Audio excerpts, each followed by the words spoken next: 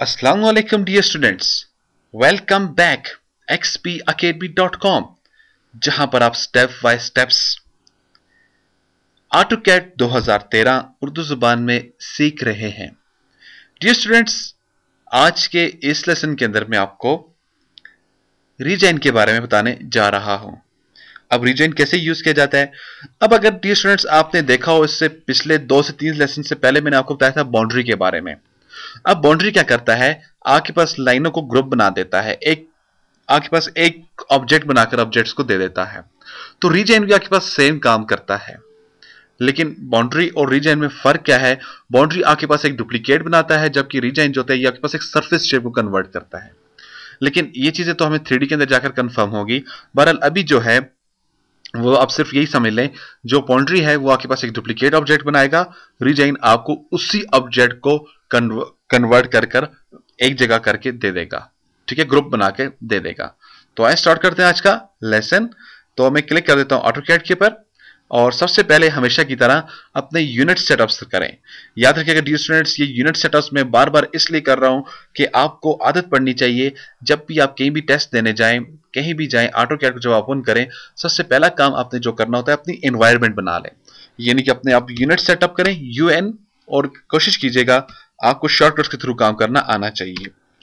D enter करें, और बार बार मैं आपको सीरीज के अंदर शॉर्टकट्स के बारे में कह रहा हूं, शॉर्टकट्स के बारे में कह रहा हूं, और लेसन्स के अंदर भी मैं शॉर्टकट्स को यूज कर आपको दे रहा हूं। ठीक है, तो शॉर्टकट्स मस्ट हैं। इसके अलावा स्टूडेंट्स, अगर आप इन वीडियो की कंप्लीट डीवीडी कलेक्शन हासिल करना चाहते हैं, उसके लिए भी आपको हमारे इन दिए गए नंबर्स पर कॉल करना होगा। 0343901779 या 0347943001 पे आप कॉल कर सकते हैं। ठीक है, तो डियर स्टूडेंट्स स्टार्ट करते हैं लेसन। आप ड्रॉ पे जाएं, यहां पे हमारे पास मैयर के बाद जो ऑप्शन आती है वो आती है रीजाइन की। अब ये कैसे काम करता है, देखिए डियर स्टूडेंट्स, मेरे पास कुछ लाइनें मैं ले लेता हूं। यहां पे मेरे पास ये कुछ एक लाइन है, मैंने इसको क्लोज कर दिया। ठीक है, मैं इसको ये लाइन लगा देता हूं, यहां पे L एंटर किया मैंने, ये मैंने लाइन ड्रॉ कर दी। ठीक है, अब इसी तरह की मैं एक और यहां पर शेप बना लेता हूं, और मैं इसको ऐसा कर लेता हूं। ठीक है, और एक और मैं शेप बना लेता हूं, जैसे कि मैंने आपको बाउंड्रीज के लेसन में बताई थी, और इसको मैं थोड़ा सा नॉर्मल सा यहां पे रख देता हूं। ठीक है, अब देखते हैं रीजाइन क्या करता है। आप देखें हर क्लिक पे ये अलग अलग लाइन है, हर क्लिक पे ये आपके पास अलग से ऑब्जेक्ट है, हर क्लिक पे ये आपके पास अलग से ऑब्जेक्ट है। तो आप ड्रॉ के अंदर आ जाएं, और ये आपके पास है रीजाइन। आप यहां पे क्लिक करता है, आपने क्लिक किया, और थोड़ा सा ये टाइम आपसे लेगा।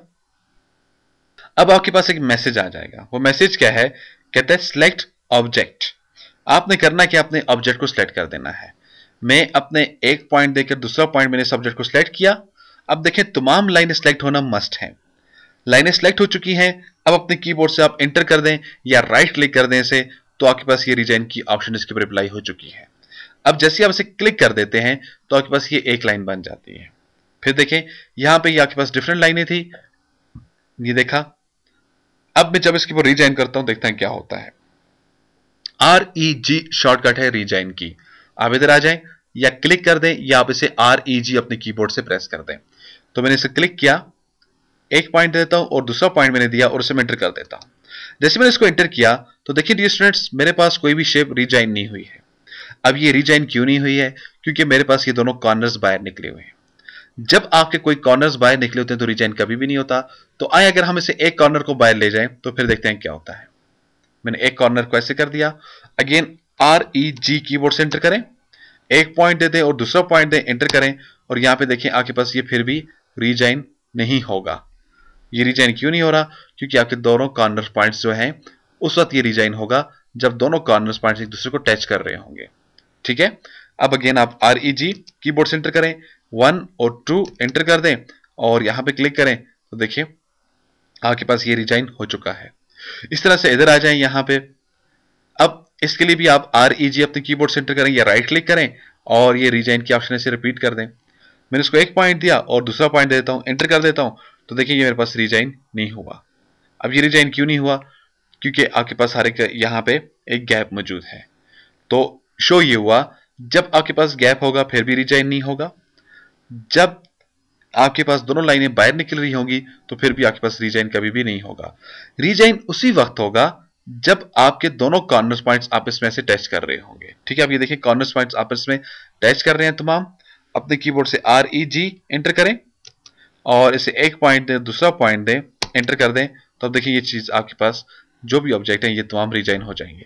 अब एक क्लिक पे ये आपके पास सिलेक्ट हो रहे हैं। एक क्लिक करें, सिलेक्ट है, एक क्लिक करें और सिलेक्ट है, फिर से एक क्लिक करें और ये भी सिलेक्ट है।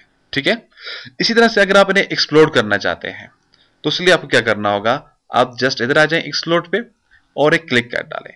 जैसे ही मैं एक्सप्लोर पे आकर क्लिक कर दूंगा तो अब ये तमाम लाइनें मेरे पास अलग अलग अलग हो जाएंगी। देखें, यानी कि जो भी आपने सिलेक्टेड ऑब्जेक्ट को एक्सप्लोर की कमांड लगाई वो तमाम के तमाम आपके पास अलग अलग शक्ल में कन्वर्ट हो जाते हैं। ठीक है, तो मैं इनको वापस अपनी पुरानी हालत में ले जाता हूं तमाम ऑब्जेक्ट्स को आपकी प्रैक्टिस के लिए।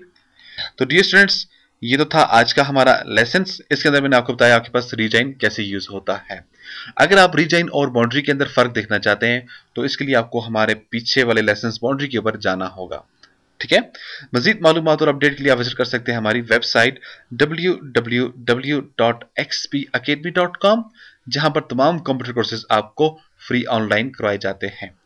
एंड में एक टेस्ट लेने के बाद आपको xpacademy.com की तरफ से एक सर्टिफिकेट भी इशू किया जाता है, जिसकी हार्ड कॉपी बजरिया TCS आपके बताए हुए एड्रेस के मुताबिक आपको भेज दी जाती है। इसके अलावा स्टूडेंट्स, अगर आपका कोई भी क्वेश्चन, कोई भी प्रॉब्लम, कोई भी मसला है तो आप हमें कॉल कर सकते हैं।